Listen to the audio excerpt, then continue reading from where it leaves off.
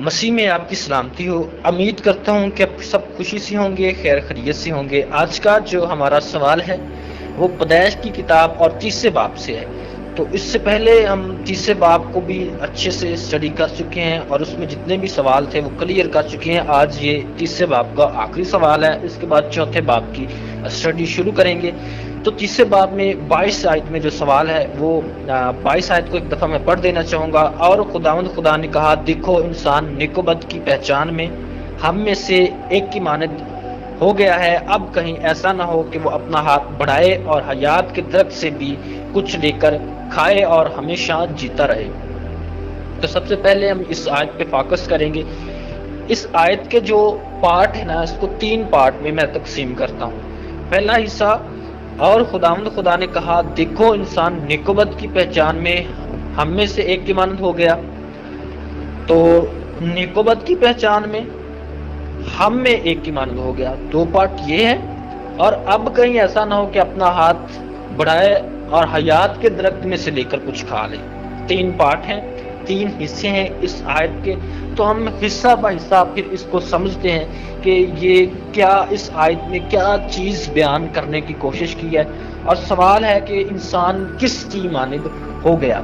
تو اب ہم دیکھیں گے پہلا حصہ کیا کہتا ہے۔ اور خدا نے کہا، دیکھو انسان نیک و بد کی پہچان میں ہم میں سے ایک کی مانند ہو گیا۔ تو اب ہم دیکھتے ہیں یہاں پہ جو فوکس کیا جا رہا ہے نا، خاص بات لکھی جا رہی ہے کہ نیک و بد کی پہچان میں، گناہ کرنے کی نسبت سے نہیں۔ گناہ کرنے کی نسبت سے جب خدا بات کرتا ہے تو پھر وہ جب آدم حوا کو سزا دیتا ہے نا، 14ویں آیت سے ہم دیکھتے ہیں تو کہتا ہے، اور خدا نے سانپ سے کہا، اس لیے کہ تو نے یہ کیا تو سب چھپائے اور دشتی جانوروں میں ملعون ٹھہرا، تو اپنے پیٹ کے بل چلے گا اور اپنی عمر بھر خاک چاٹے گا۔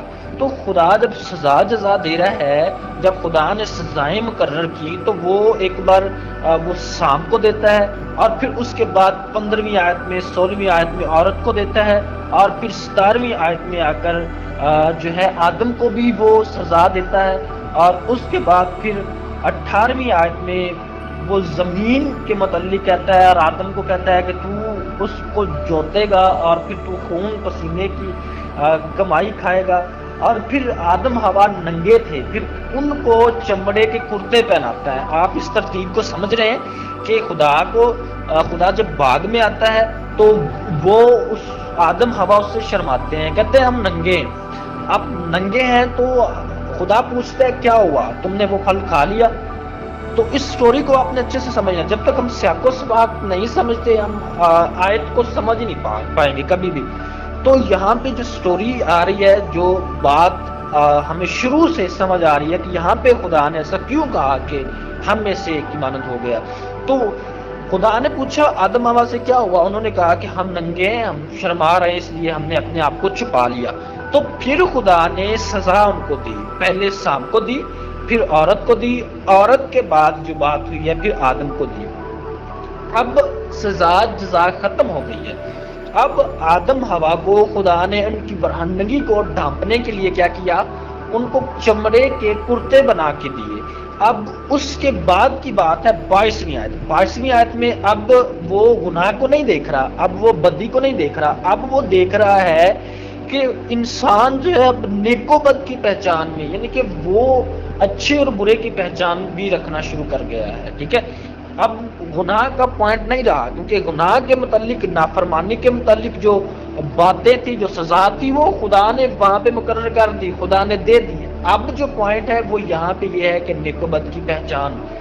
تو اکثر لوگوں کا یہاں پہ یہ بھی کوشچن رہتا ہے کہ نہیں، وہ شیطان کی مانند ہو گیا کیونکہ اس نے گناہ کر لیا تھا۔ تو یہاں پہ خدا جب ایڈریس کر رہے ہیں نا ہم میں سے ایک کی مانند، تو خدا ساتھ میں ابلیس کو ایڈریس کر رہا ہے، اور ابلیس کو کہہ رہا ہے ہم میں سے ایک کی مانند، جبکہ ایسا کچھ نہیں ہے۔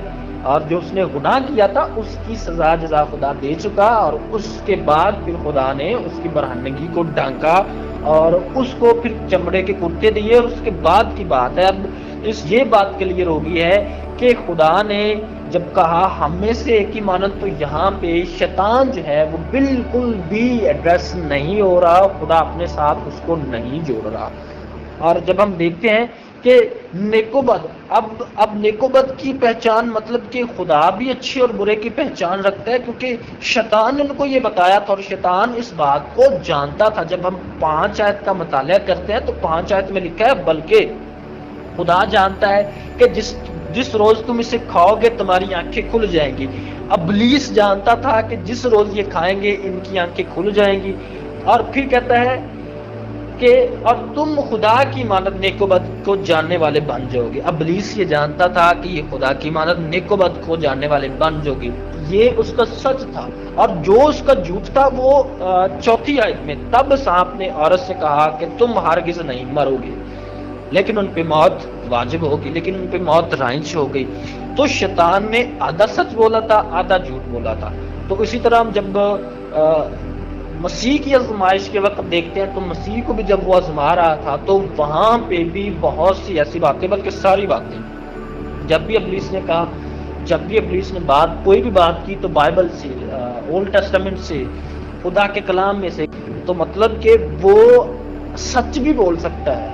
اور یہاں پہ جتنا ایک پورا سچ خطرناک ہوتا ہے، اس سے زیادہ کہیں آدھا سچ اور آدھا جھوٹ زیادہ خطرناک ہوتا ہے۔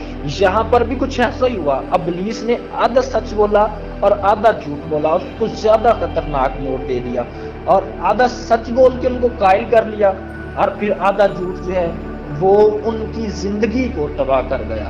تو یہاں پر ابلیس نے جو بولا تھا وہ آدھا سچ اور آدھا جھوٹ تھا، جس وجہ سے عورت جو ہے وہ اس کے بہکاوے میں آ گئی۔ تو اب ہم دیکھتے ہیں ہم میں سے ایک کی مانند، یہاں پہ ہم نے فوکس کر لیا، پہلے اسی کو ہم نے دیکھ لیا، اور خدا نے کہا دیکھو انسان نیکوبد کی پہچان میں ہم میں سے ایک کی مانند ہو گیا۔ اب ہم میں سے ایک کی مانند مطلب ہم میں کون کون سے کریکٹر شامل ہیں۔ اب جب ہم دیکھتے ہیں نا کہ خدا اپنے لیے ہم یوز کرتا ہے، تو ہم خدا نے 3-4 ایسی جگہیں ہیں جہاں پہ صرف اپنے لیے استعمال کیا ہے، جیسے کہ پیدائش 1:26 میں آؤ ہم انسان کو اپنی صورت پر بنائیں، پھر اسی طرح پیدائش 11:7 میں سو آؤ ہم وہاں جا کر ان کی زبانوں میں اختلاف ڈالیں، پھر یسایہ کی کتاب 6:8 میں بھی خدا اپنے لیے ہی استعمال کرتا ہے صیغہ جمع کو۔ تو یہاں پہ جب ہم دیکھتے ہیں کہ پھر آدم کس کی مانند ہو گیا، ٹھیک ہے، آدم کس کی مانند ہو گیا؟ اگر آپ مسیح کو اور آدم کو نیو ٹیسٹمنٹ جب ہم پڑھتے ہیں تو یہ وہاں پہ آدم جو ہے وہ مسیح کی مثلث نظر آتا ہے۔ مسیح کو دوسرا آدم کہا جاتا ہے، اور آدم جو ہے باغ عدن میں پہلا آدم، اس کو پہلا آدم، اور مسیح کو دوسرا آدم، اور اس کی مثلث ہے، ٹھیک ہے۔ اور یہ بات رومیو 5:14 میں بالکل واضح ہے کہ آدم پہلا آدم دوسرے آدم کی مثلث ہے، اور اسی طرح مسیح کو بھی ابن آدم بھی بولا گیا، مسیح اپنے آپ کو ابن آدم بھی بولتا تھا۔ تو جب ہم دیکھتے ہیں کہ آدم جو ہے وہ مسیح کی مثلث ہے، لیکن مسیح جو ہے وہ خدا کی صورت پہ ہے۔ جب ہم 2 کرنتس 4:4 پڑھتے ہیں تو لکھا ہے مسیح جو ہے وہ خدا کی صورت پہ تھا۔ پھر فلپیوں 2 اور اس کی 6 میں بھی لکھا ہے کہ مسیح جو ہے وہ خدا کی صورت پہ۔ کلسیوں 1:15 میں بھی لکھا ہے مسیح خدا کی صورت پہ تھا۔ تو یعنی کہ یہ ایک مثلث بنتی ہے کہ آدم کو خدا نے اپنی صورت پہ بنایا، اور پھر آدم کی صورت پہ آدم کی جو مثلث ہے وہ مسیح ہے، اور مسیح جو ہے وہ خدا کی صورت پہ تھا۔ تو اس طرح آدم جو ہے وہ انڈائریکٹ طور پہ خدا کی صورت پہ تھا۔ تو یہاں سے ہمیں یہ سمجھ آتی ہے کہ آدم جو تھا وہ خدا کی مانند مطلب مسیح کی مانند ہو گیا۔ تو اب ہم آخری حصہ دیکھتے ہیں کہ اب کہیں ایسا نہ ہو کہ وہ اپنا ہاتھ بڑھائے اور حیات کے درخت میں سے لے اور کچھ کھا لے۔ اب خدا کیوں چاہتا تھا کہ اس کو نکال دیا جائے؟ اب خدا کیوں چاہتا تھا کہ وہ باغ عدن سے نکل جائے؟ تو یہاں پہ جو مین ریزن ہے، اس سے پہلے میں نے آپ کے ساتھ جو باتیں شیئر کی، پچھلی سٹوری پڑھیں تو خدا نے ہوا کو کیا حکم دیا کہ تو درد کے ساتھ بچہ جنے گی، اور تیری رغبت اپنے شور کی طرف ہوگی۔ اور آدم کو کتنی بڑی سزا ملی کہ زمین تیرے سب سلامتی ہوئی، اور تو کھیت کی سبزیاں کھائے گا، خون پسینے کی جو ہے نا وہ اپنی کمائی کھائے گا۔ تو خدا نہیں چاہتا تھا کہ انسان اس لعنت کے ساتھ ہمیشہ زندہ رہے، کیونکہ اگر انسان وہ حیات کے درخت میں سے کھا لیتا تو وہ اس تکلیف میں، اس محنت کی کمائی سے، خون پسینے کی کمائی سے ہمیشہ کرتا رہتا اور تکلیف میں رہتا، عورت بھی تکلیف میں رہتی۔ ہمارا خدا غیور خدا ہے اور انسانوں سے، ہم سے بہت زیادہ محبت کرتا ہے، تو یہ اس کی محبت کی نشانی تھی، یہ اس کی محبت کا تقاضا تھا کہ پہلے تو اس نے ایک خدا ہونے کے ناطے، منصف ہونے کے ناطے انصاف کیا، اس نے سزا جزا دی، پھر اس نے اپنی محبت کی خوب اس طرح ظاہر کی کہ ہماری برہنگی کو ڈانٹا، اور پھر اس نے جو ہمیں سزا جزا دی تھی، وہ نہیں چاہتا تھا کہ انسان ہمیشہ ہمیشہ پوری زندگی اور جیتا رہے اور یہ ایسی سزا میں رہے اور اس لعنت میں رہے، تو خدا نے ہمیں اس لعنت سے بحال کیا، باغ عدن سے باہر کر کے۔ یہ بھی ایک اچھا اور پازیٹیو پوائنٹ تھا کہ خدا نے وہاں سے باہر کر دیا، ورنہ انسان وہاں باغ عدن سے پھل کھاتا اور ہمیشہ جیتا رہتا، ہمیشہ درد میں رہتا، ہمیشہ تکلیف میں رہتا، اور ہمیشہ عورت درد کے ساتھ بچہ جنتی۔ تو خدا نے ایک طرح سے اس کو آزاد کیا تاکہ اس کی زندگی کی حدیں مقرر ہو جائیں، اور پھر اس نے اس کی زندگی کی حدیں مقرر کی کہ جب تیرا وقت پورا ہوگا اور تو واپس لوٹ آئے گا۔ تو امید کرتا ہوں کہ آپ کو اس آیت کی بالکل اچھے سے سمجھ آ چکی ہوگی۔ اگر کوئی سوال ہوگا تو آپ مجھے کمنٹ باکس میں کر سکتے ہیں۔ تو دیکھتی آنکھیں اور سنتے کانوں کو مسٹر سلیمان سلامت کا سلام قبول ہو۔ Okay, wish you best of luck, take care, God bless all of you.